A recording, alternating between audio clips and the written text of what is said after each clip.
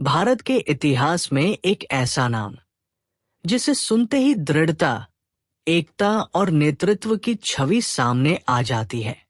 सरदार वल्लभ भाई पटेल 31 अक्टूबर 1875 को गुजरात के नाडियाड में जन्मे सरदार पटेल एक साधारण परिवार से थे, लेकिन उनके इरादे असाधारण थे। एक सफल वकील के रूप में अपनी पहचान बनाने के बाद उन्होंने देश की आजादी के लिए अपना जीवन समर्पित कर दिया। वे महात्मा गांधी के करीबी सहयोगी थे और उनके मार्गदर्शन में खेड़ा, बोरसद और बारडोली के किसानों को अंग्रेजों के खिलाफ संगठित किया। उनके नेतृत्व में हुए आंदोलनों ने ब्रिटिश शासन की नींव हिला दी। आजादी की लड़ाई में उनका योगदान इतना महान था कि उन्हें सरदार की उपाधि मिली, जिसका अर्थ होता है नेता, प्रमुख। 1947 में जब भारत आजाद हुआ, तब सरदार पटेल देश के पहले उप प्रधानमंत्री और गृह मंत्री बने। उस समय भारत सिर्फ एक देश नहीं था, बल्कि 500 से ज्यादा रियासतों में बंटा हुआ था। इन सभी रियासतों को एकजुट करके एक मजबूत भारत बनाने का श्रेय सरदार पटेल को ही जाता है। उन्होंने जवाहरलाल नेहरू और लॉर्ड माउंटबेटन के साथ मिलकर लगभग हर रियासत को भारत में शामिल होने के लिए राजी किया। इसी वजह से उन्हें भारत का लौह पुरुष कहा जाता है। इतना ही नहीं, उन्होंने आधुनिक भारतीय प्रशासनिक सेवा IS की नींव रखी, जिसके कारण उन्हें भारत के सिविल सेवकों का संरक्षक अब भी कहा जाता है। उनकी महानता को सम्मान देने के लिए 31 अक्टूबर 2018 को स्टैच्यू ऑफ यूनिटी का उद्घाटन किया गया, जो दुनिया की सबसे ऊंची प्रतिमा है। सरदार पटेल सिर्फ एक नेता नहीं थे, बल्कि एक सोच थे, एक ऐसा विचार जिसने भारत को एकता के सूत्र में बांध दिया। सरदार वल्लभ भाई पटेल का जन्म गुजरात के नाडियाड में एक साधारण किसान परिवार में हुआ था। वे झावर भाई पटेल और लाडबा के 6 बच्चों में से एक थे। उनकी जन्मतिथि कभी आधिकारिक रूप से दर्ज नहीं हुई, लेकिन उन्होंने खुद अपनी पढ़ाई के दौरान 31 अक्टूबर को अपनी जन्मतिथि बताया। वे पाटीदार समुदाय से थे और बाद में उनकी महानता के कारण समाज के अलग अलग वर्गों ने उन्हें अपना गौरव माना। बचपन से ही पटेल आत्मनिर्भर और मजबूत स्वभाव के थे। वे नाडियाड, पेटलाड और बोरसद के स्कूलों में पढ़े और साधारण जीवन जीते हुए अपने अंदर अनुशासन और साहस विकसित किया।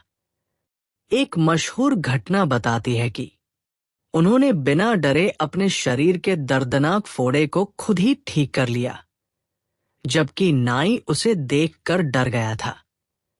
ये उनकी निडरता और दृढ़ता का प्रमाण था।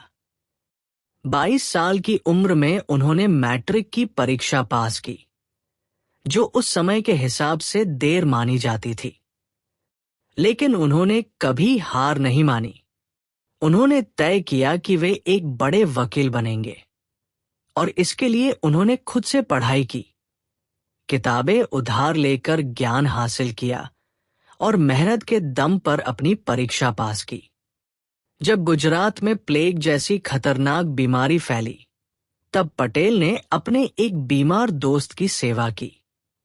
बाद में जब वे खुद इस बीमारी से संक्रमित हो गए, तो उन्होंने अपने परिवार की सुरक्षा को प्राथमिकता दी और उन्हें सुरक्षित स्थान पर भेज दिया।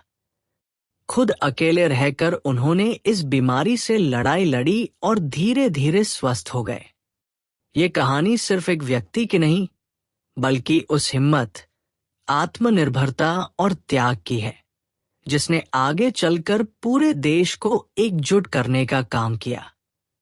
सरदार वल्लभ भाई पटेल ने अपने जीवन की शुरुआत संघर्ष और जिम्मेदारियों के साथ की।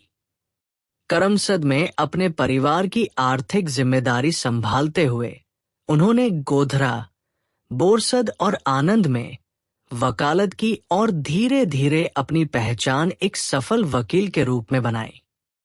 बोरसद में उन्होंने एडवर्ड मेमोरियल हाई स्कूल की स्थापना में अहम भूमिका निभाई, जो आज झावरभाई दाजी भाई पटेल हाई स्कूल के नाम से जाना जाता है। ये उनके समाज सेवा के प्रति समर्पण को दर्शाता है। उनका सपना था इंग्लैंड जाकर बैरिस्टर बनना। जब उन्होंने इसके लिए पैसे जोड़ लिए और टिकट भी ले लिया, तब एक ऐसा मोड़ आया जिसने उनके त्याग को महान बना दिया। उनके बड़े भाई विट्ठल भाई भी इंग्लैंड जाना चाहते थे। परिवार की इज्जत को ध्यान में रखते हुए वल्लभ भाई ने बिना किसी झिझक के अपना मौका अपने बड़े भाई को दे दिया। ये उनके संस्कार और बड़े दिल का सबसे बड़ा उदाहरण था। लेकिन जीवन ने उन्हें एक और कठिन परीक्षा दी। 1909 में उनकी पत्नी झावेरबा गंभीर बीमारी से जूझ रही थी और इलाज के दौरान उनका निधन हो गया। उस समय पटेल अदालत में एक केस लड़ रहे थे। इस घटना के बाद उन्होंने दोबारा शादी न करने का फैसला लिया और अपने बच्चों की परवरिश खुद की जिम्मेदारी बनाकर निभाई। 36 साल की उम्र में उन्होंने अपने सपने को फिर से जिया और इंग्लैंड जाकर लंदन के मिडिल टेम्पल में दाखिला लिया, जहां 36 महीने का कोर्स उन्होंने सिर्फ 30 महीनों में पूरा किया और अपनी कक्षा में टॉप किया। बिना किसी बड़ी डिग्री के ये उपलब्धि उनके असाधारण प्रतिभा का प्रमाण थी। भारत लौटने के बाद वे अहमदाबाद में बस गए और जल्दी ही शहर के सबसे सफल वकीलों में गिने जाने लगे। उनके अंदर एक बड़ा सपना था, अपने परिवार को बेहतर जीवन देना और अपने बच्चों को आधुनिक शिक्षा दिलाना। यही वह दौर था जब एक सफल वकील धीरे धीरे देश की सेवा के रास्ते पर आगे बढ़ रहा था और आगे चलकर वही व्यक्ति भारत की एकता का सबसे बड़ा स्तंभ बना।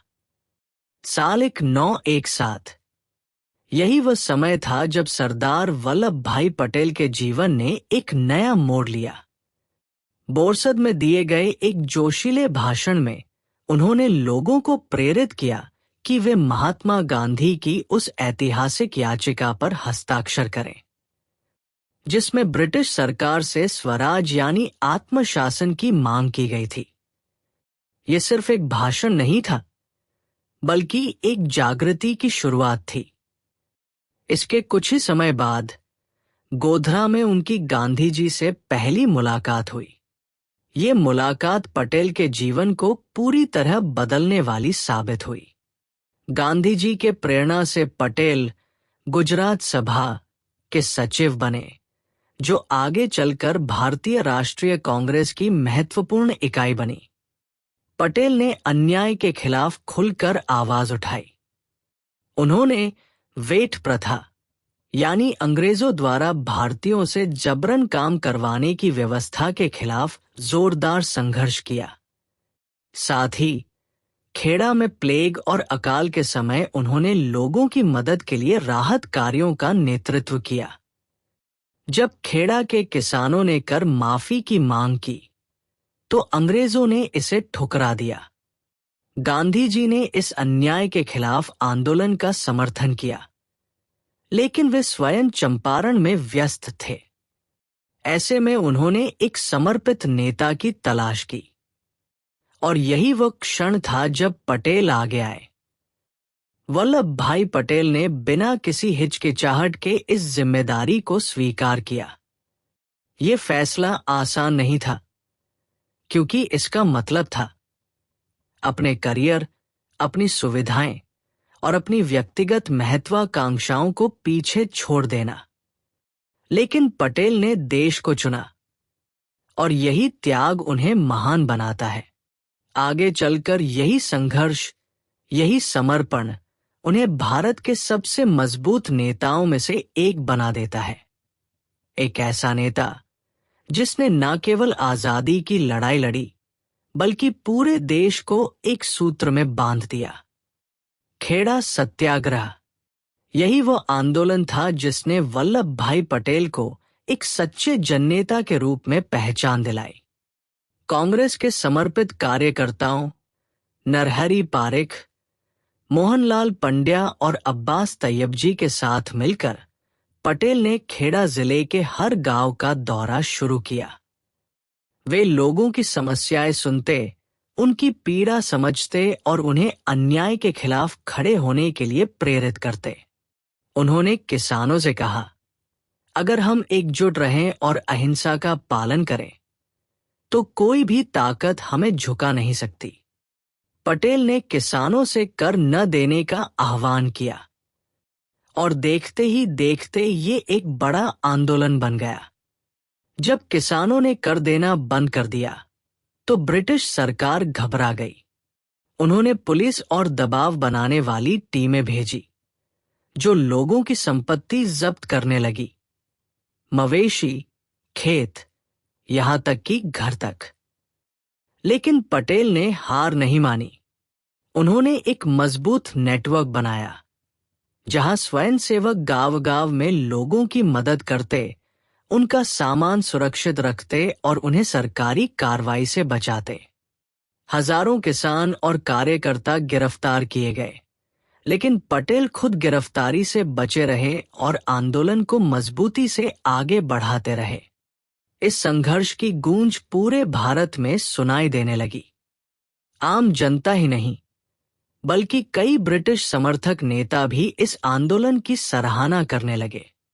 आखिरकार अंग्रेज सरकार को झुकना पड़ा। उन्होंने पटेल के साथ बातचीत की और 1 साल के लिए कर वसूली रोक दी, साथ ही करों में भी कमी कर दी। ये जीत सिर्फ किसानों की नहीं थी, ये एकता, साहस और नेतृत्व की जीत थी। इस आंदोलन के बाद वल्लभ भाई पटेल गुजरात के लोगों के लिए एक नायक बन गए और 1920 में उन्हें गुजरात प्रदेश कांग्रेस कमेटी का अध्यक्ष चुना गया, एक पद जिसे उन्होंने 1945 तक संभाला। यहीं से शुरू हुआ उस लौह पुरुष का सफर जिसने आगे चलकर पूरे भारत को एकजुट किया। जब देश में आजादी की लहर उठ रही थी, तब सरदार वल्लभ भाई पटेल ने महात्मा गांधी के असहयोग आंदोलन को पूरे दिल से समर्थन दिया। उन्होंने पूरे गुजरात में घूम-घूम कर लोगों को जागरूक किया और 3 लाख से भी अधिक लोगों को इस आंदोलन से जोड़ा।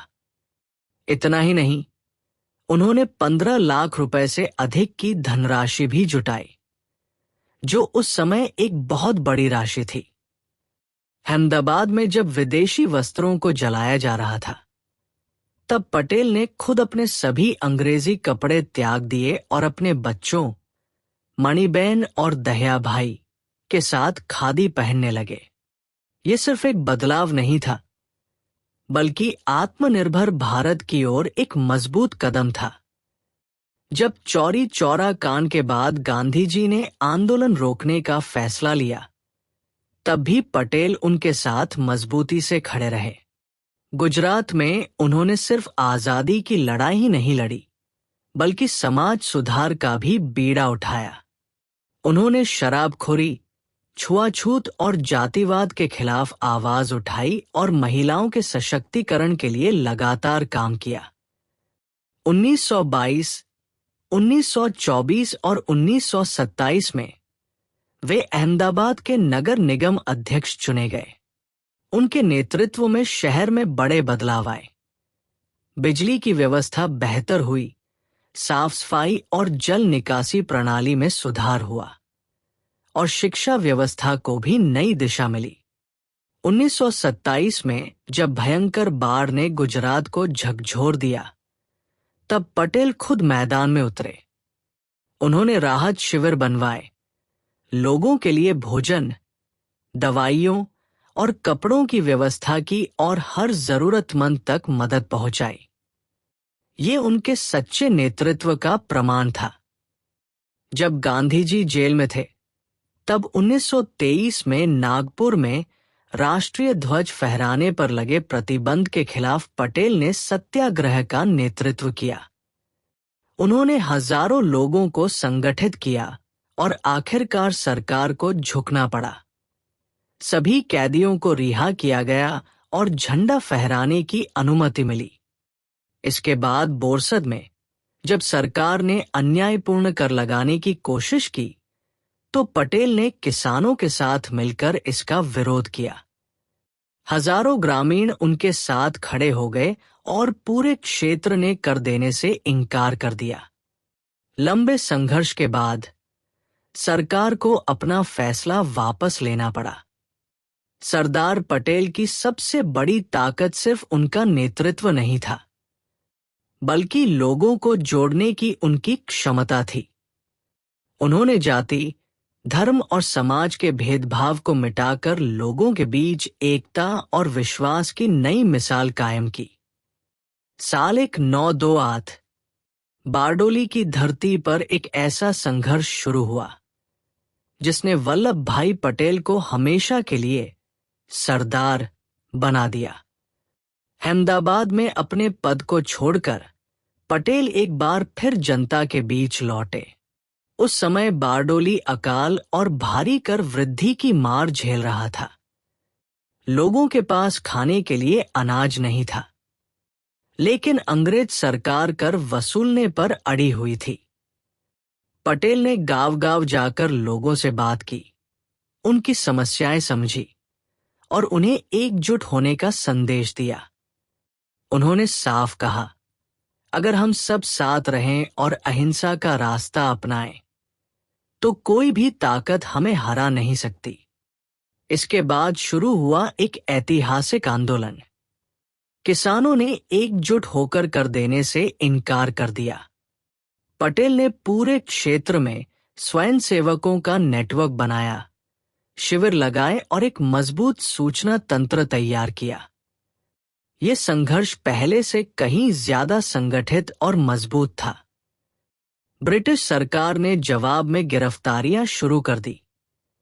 किसानों की जमीन और संपत्ति जब्त की जाने लगी, लेकिन बारडोली के लोग झुके नहीं। संघर्ष अपने चरम पर पहुंच गया। आखिरकार सरकार को झुकना पड़ा। अगस्त 1928 में एक समझौता हुआ। कर वृद्धि को पूरी तरह रद्द कर दिया गया। गांव के अधिकारियों को उनके पद वापस मिले और जब्त की गई जमीन और संपत्ति भी लौटा दी गई। ये सिर्फ एक जीत नहीं थी, ये अन्याय के खिलाफ सच्चाई की जीत थी। इसी आंदोलन के दौरान बारडोली की महिलाओं ने वल्लभ भाई पटेल को एक नया नाम दिया, सरदार, जिसका मतलब होता है नेता। और यहीं से जन्म हुआ भारत के लौह पुरुष सरदार वल्लभ भाई पटेल का। साल 1931 भारतीय स्वतंत्रता आंदोलन का एक बेहद महत्वपूर्ण मोड़। सरदार वल्लभ भाई पटेल की अध्यक्षता में भारतीय राष्ट्रीय कांग्रेस ने एक ऐतिहासिक कदम उठाया। मौलिक अधिकार और आर्थिक नीति का प्रस्ताव पारित किया गया। ये सिर्फ एक प्रस्ताव नहीं था, ये उस भारत की नींव थी जो समानता, स्वतंत्रता और न्याय पर आधारित होना था। इसी दौरान जब महात्मा गांधी दांडी नमक मार्च के लिए निकले, तो अंग्रेज सरकार ने पटेल को पहले ही गिरफ्तार कर लिया। लेकिन गिरफ्तारी ने आंदोलन को कमजोर नहीं किया, बल्कि और तेज कर दिया। गुजरात में नमक सत्याग्रह और भी उग्र हो गया। लोगों ने कर देना बंद कर दिया और अंग्रेजी हुकूमत के खिलाफ खुलकर आवाज उठाई। गांधी जी और पटेल की रिहाई के बाद भी संघर्ष जारी रहा। पटेल ने अंतरिम कांग्रेस अध्यक्ष के रूप में जिम्मेदारी संभाली, लेकिन बंबई में एक जुलूस का नेतृत्व करते समय उन्हें फिर से गिरफ्तार कर लिया गया। फिर आया कराची अधिवेशन 1931, जहां पटेल को कांग्रेस का अध्यक्ष चुना गया। यहां कांग्रेस ने न केवल गांधी इरविन समझौते को स्वीकार किया, बल्कि देश के लिए एक स्पष्ट दृष्टि भी रखी। मौलिक अधिकारों की सुरक्षा, न्यूनतम मजदूरी, छुआछूत और दास प्रथा का अंत और एक धर्मनिरपेक्ष भारत का निर्माण। यहां कांग्रेस ने न केवल गांधी इरविन समझौते को स्वीकार किया, बल्कि देश के लिए एक स्पष्ट दृष्टि भी रखी। मौलिक अधिकारों की सुरक्षा, न्यूनतम मजदूरी, छुआछूत और दास प्रथा का अंत और एक धर्मनिरपेक्ष भारत का निर्माण। पटेल ने अपने पद का उपयोग करते हुए गुजरात के किसानों को उनकी जब्त की गई जमीन वापस दिलाने में अहम भूमिका निभाई। लेकिन संघर्ष अभी खत्म नहीं हुआ था। जब लंदन में गोलमेज सम्मेलन असफल रहा, तो 1932 में आंदोलन फिर शुरू हुआ और एक बार फिर गांधी जी और पटेल को गिरफ्तार कर लिया गया। इस बार उन्हें यरवदा जेल में रखा गया। यही वह जगह थी जहां इन दो महान नेताओं के बीच एक गहरा रिश्ता बना। एक ऐसा रिश्ता जो सिर्फ राजनीति तक सीमित नहीं था, बल्कि विश्वास, सम्मान और भाईचारे से भरा था। गांधी जी पटेल के लिए बड़े भाई जैसे थे और पटेल उनके प्रति अटूट विश्वास रखते थे। जेल में वे साथ बैठकर देश के भविष्य पर चर्चा करते, ग्रंथ पढ़ते और कभी-कभी हंसी मजाक भी करते।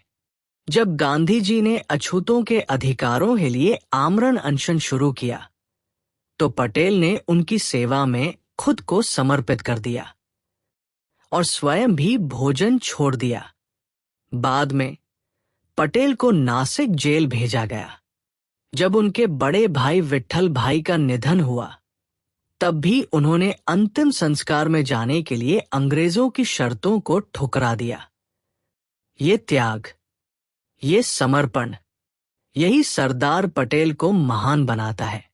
1934 के बाद सरदार वल्लभ भाई पटेल का कद भारतीय राष्ट्रीय कांग्रेस में और भी ऊंचा हो गया। जब कांग्रेस ने चुनावों का बहिष्कार खत्म किया, तब पटेल ने संगठन की पूरी कमान संभाल ली। बॉम्बे में रहते हुए वे पार्टी के सबसे बड़े धन संग्रहकर्ता बने और केंद्रीय संसदीय बोर्ड के अध्यक्ष के रूप में उभरे। खास बात यह थी कि खुद चुनाव न लड़ते हुए भी वे पूरे देश में कांग्रेस नेताओं का मार्गदर्शन करते रहे। 1935 में जब उनका बवासीर का ऑपरेशन हुआ, तब भी उन्होंने काम नहीं रोका। बारडोली में प्लेग से लड़ाई हो या 1939 के सूखे के समय लोगों की मदद, पटेल हमेशा सबसे आगे खड़े रहे। उनकी सबसे बड़ी चिंता थी पार्टी की एकता। उन्हें डर था कि अंग्रेज सरकार कांग्रेस के अंदर फूट डालकर आजादी की लड़ाई को कमजोर कर सकती है। इसलिए उन्होंने कड़े अनुशासन पर जोर दिया और ये सुनिश्चित किया कि पार्टी अपने असली लक्ष्य, पूर्ण स्वतंत्रता, से भटके नहीं। इसी दौरान उनके मतभेद जवाहरलाल नेहरू से भी हुए। 1936 में जब कांग्रेस में समाजवाद अपनाने की बात हुई, तो पटेल ने इसका विरोध किया। उनका मानना था कि यह कदम आजादी के मुख्य लक्ष्य से ध्यान भटका सकता है। 1938 में जब सुभाष चंद्र बोस कांग्रेस अध्यक्ष बने और गांधी जी के अहिंसा के सिद्धांतों से अलग रास्ता अपनाने की कोशिश करने लगे, तब पटेल ने खुलकर इसका विरोध किया। उन्होंने कार्यकर्ताओं को संगठित किया और एक मजबूत आंदोलन खड़ा किया, जिसके परिणाम स्वरूप सुभाष चंद्र बोस को अध्यक्ष पद से इस्तीफा देना पड़ा। हालांकि इस फैसले के बाद कुछ लोगों ने पटेल की आलोचना भी की। उनका कहना था कि गांधी जी का समर्थन करते हुए पटेल खुद बहुत सख्त और एक तरह से तानाशाही रवैया अपना रहे थे। लेकिन पटेल के लिए सबसे ऊपर था देश की आजादी और पार्टी की एकता। विट्ठल भाई और बोस दोनों ही महात्मा गांधी के नेतृत्व के आलोचक थे। लेकिन असली विवाद तब शुरू हुआ जब विट्ठल भाई की वसीयत सामने आई। इस वसीयत में लिखा था कि उनकी संपत्ति का 3/4 हिस्सा सुभाष चंद्र बोस को दिया जाए ताकि वे विदेशों में भारत के हित को आगे बढ़ा सके। जब यह बात सरदार पटेल तक पहुंची तो उन्होंने इसे बिना सवाल स्वीकार नहीं किया। उन्होंने कई गंभीर सवाल उठाए। क्या इस दस्तावेज पर डॉक्टर की पुष्टि थी? क्या असली वसीयत सुरक्षित रखी गई थी? और सबसे बड़ा सवाल, सभी गवाह बंगाल के ही क्यों थे, जबकि जिनेवा में कई अन्य स्वतंत्रता सेनानी भी मौजूद थे? मामला अदालत तक पहुंचा और एक लंबी कानूनी लड़ाई शुरू हुई जो 1 साल से भी ज्यादा समय तक चली। आखिरकार अदालत ने फैसला सुनाया। विट्ठल भाई की संपत्ति केवल उनके कानूनी वारिसों यानी उनके परिवार को ही मिलेगी। लेकिन यहां भी सरदार पटेल ने अपनी महानता दिखाई।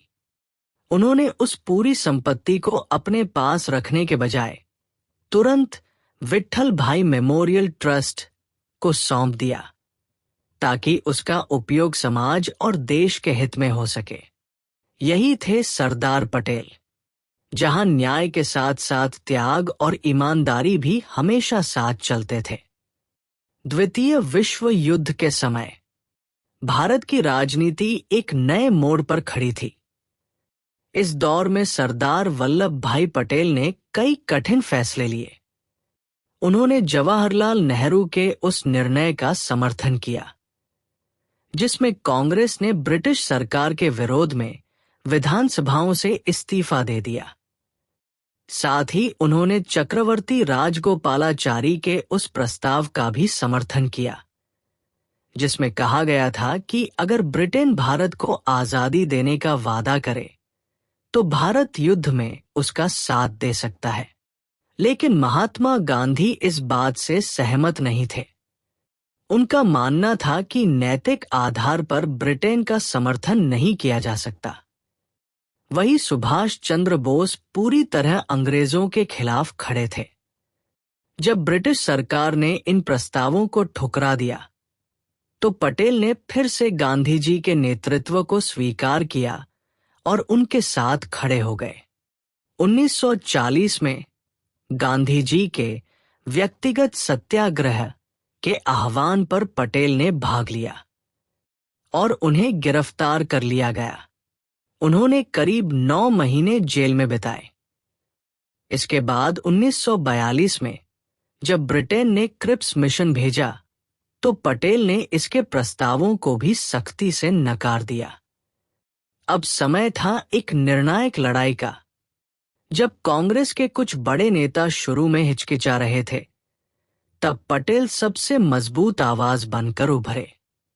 उन्होंने जोर देकर कहा, अब देरी नहीं, अब पूरे देश में एक बड़ा आंदोलन शुरू होना चाहिए। 7 अगस्त 1942 बंबई के गोवालिया टैंक मैदान में हजारों लोगों की भीड़ के सामने पटेल ने एक ऐसा भाषण दिया जिसने पूरे देश में आग जला दी। उन्होंने लोगों से कहा, अब समय आ गया है, हर भारतीय अपना कर्तव्य निभाए। कर देना बंद करो, अन्याय का विरोध करो और आजादी के लिए सब कुछ दांव पर लगा दो। यही था भारत छोड़ो आंदोलन की शुरुआत। इतिहासकार मानते हैं कि पटेल के इस भाषण ने लोगों में जबरदस्त जोश भर दिया। उनका संगठन और नेतृत्व ही इस आंदोलन की ताकत बना। लेकिन 9 अगस्त 1942 को अंग्रेज सरकार ने जवाब दिया। पटेल और पूरे कांग्रेस नेतृत्व को गिरफ्तार कर लिया गया। उन्हें अहमदनगर किले में कैद रखा गया, जहां वे 1945 तक रहे। जेल के अंदर पटेल ने अपना समय पढ़ाई, बागवानी और साथियों को मानसिक सहारा देने में बिताया। लेकिन इसी दौरान उन्हें अपने करीबी साथियों महादेव देसाई और कस्तूरबा गांधी के निधन की खबर भी मिली। जिसने उन्हें भीतर तक झकझोर दिया। फिर भी उन्होंने हिम्मत नहीं हारी। बाहर देश में क्रांति की लहर थी। 1 लाख से ज्यादा लोग गिरफ्तार हुए। कई जगहों पर संघर्ष और बलिदान हुए। यह 1857 के बाद का सबसे बड़ा विद्रोह था। आखिरकार 15 जून 1945 को जब पटेल जेल से बाहर आए तो उन्हें साफ दिखाई दे रहा था, अब अंग्रेज ज्यादा दिन भारत पर राज नहीं कर पाएंगे। आजादी अब बस एक कदम दूर थी।